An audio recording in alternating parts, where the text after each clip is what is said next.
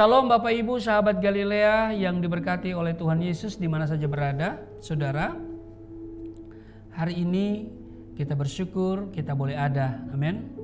Sebagaimana kita berada, Tuhan sudah memberikan hari ini bagi kita. Dan saudara, sebelum kita bekerja, sebelum kita beraktivitas, mari kembali kita datang di hadapan Tuhan. Kita bersyukur, kita membaca dan merenungkan firman Tuhan. Mari kita berdoa. Bapa Sorgawi, Allah, di dalam nama Yesus Kristus, kami mengucap syukur buat hari ini Tuhan sudah adakan bagi kami. Tak henti-hentinya kami mengucap syukur dan tidak ada henti-hentinya kami untuk merenungkan firman Tuhan. Kami datang karena kami membutuhkan Tuhan. Kami membutuhkan penyertaan Tuhan, bahkan berkat Tuhan di sepanjang hari ini. Karena itu dikuduskanlah namamu, datanglah kerajaanmu, jadilah kehendak-mu di bumi seperti di surga. Kami baca firman Tuhan, urapi kami, buka hati pikiran kami di dalam nama Tuhan Yesus. Amin.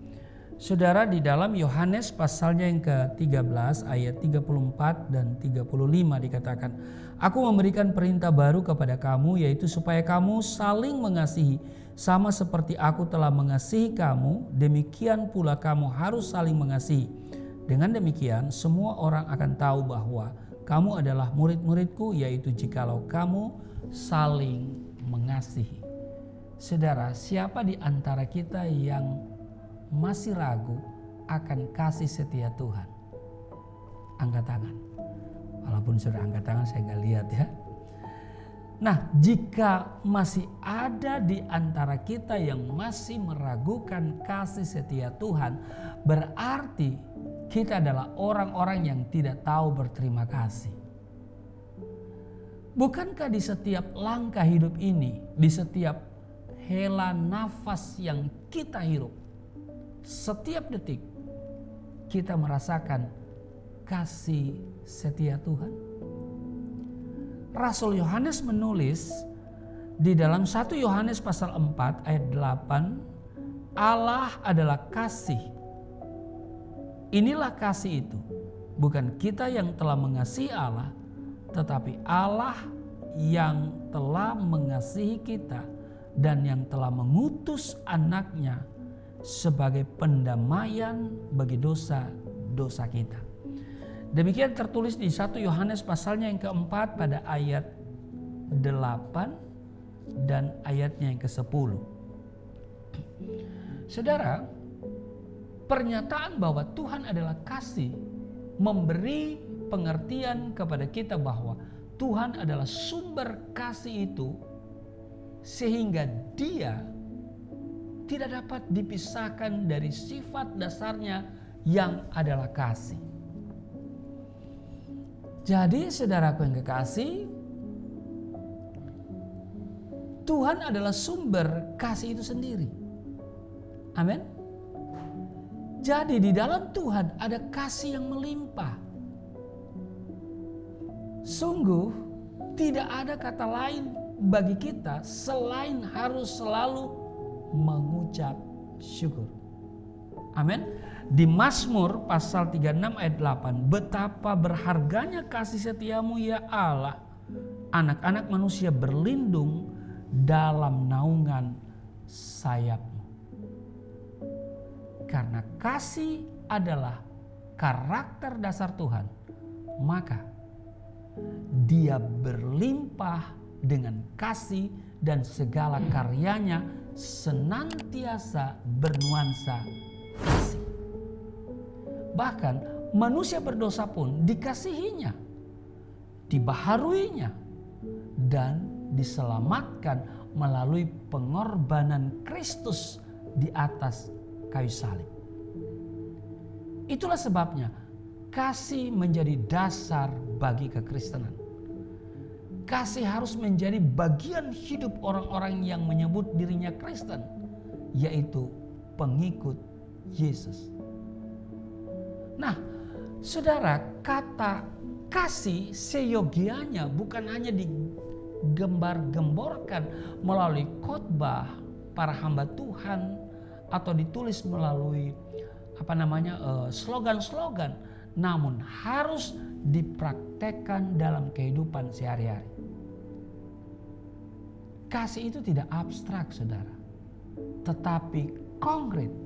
Amin. Kasih itu konkret dan harus dinyatakan. Yohanes pasal 13 ayat 34 dan 35 yang kita baca, aku memberikan perintah baru kepada kamu, yaitu supaya kamu saling mengasihi sama seperti aku telah mengasihi kamu. Demikian pula kamu harus saling mengasihi. Dengan demikian semua orang akan tahu bahwa kamu adalah murid-muridku, yaitu jikalau kamu saling mengasihi. Wow.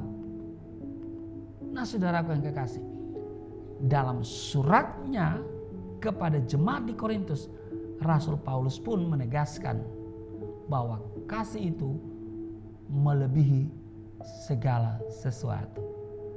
Saudara baca di dalam 1 Korintus pasal 13 tentang kasih, ayat 1 sampai 13. Nah, betapa banyak orang Kristen yang masih menjadikan kasih hanya sebatas lip service, di mana mereka hanya mengasihi orang-orang yang terdekat dan segolongan dengan mereka. Maka yang jauh, yang tidak segolongan, yang tidak seiman mungkin, yang tidak selevel, tidak dikasihi. Nah, karena itu saudara, kasih itu merupakan ciri khas kekristenan. Bahkan ciri orang Nasrani itu tertulis dalam kitab saya yang lama, rafawa, rahmah, santun dan penuh kasih. Amin. Nah, memang kita ini menjadi rahmat, membawa rahmat, membawa kasih bagi semua orang, tidak pandang bulu. Amin. Ya, saudara, alangkah disayangkan kalau hamba-hamba Tuhan hanya melihat jemaat itu kaya, yang kalau kaya di servis luar biasa, kalau miskin dibiarin. Saudara, jangan saudara, karena dasar kita adalah kasih. Nah, karena itu biarlah melalui firman Tuhan ini kita dibawa pada pemahaman yang benar bahwa ciri kekristenan adalah kasih Allah. Dan kasih itu bukan hanya diomongin, bukan hanya dihotbahin. Kasih itu bukan abstrak tetapi konkret dan harus dinyatakan, dilakukan. Karena aku, kembali lagi saya bacakan aku memberikan perintah baru kepada kamu, kata Yesus, yaitu supaya kamu saling mengasihi sama seperti aku telah mengasihi kamu. Demikian pula kamu harus saling mengasihi. Dengan demikian dikatakannya, semua orang akan tahu bahwa kamu adalah murid-muridku, yaitu jikalau kamu saling mengasihi. Jadi kalau ada di antara kita saling bermusuhan, saling gontok-gontokan, nah itu bukan murid Yesus. Ya kan? Sebab Yesus memberikan kita perintah untuk mengasihi. Mari kita berdoa. Terima kasih Tuhan, kami diingatkan melalui firman-Mu bahwa kami harus mempraktekkan kasih, sebab itu merupakan ciri khas kekristenan. Terima kasih Engkau telah mengasihi kami, maka kami juga harus mengasihi musuh kami dan mendoakan mereka. Terima kasih, berkati seluruh subscriber Galilea Network di mana saja berada. Biar kami semua menjadi pribadi yang berkenan kepada Tuhan.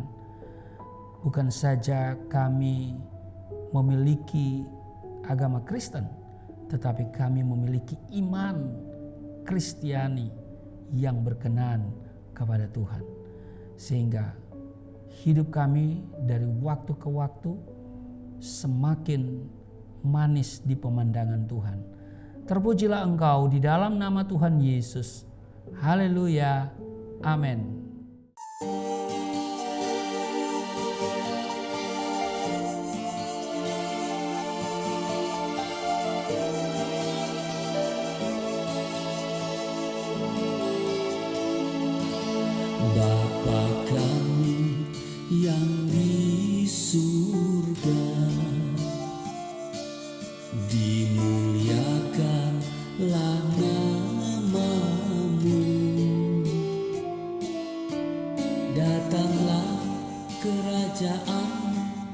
Jadilah kehendak-Mu di bumi seperti di surga.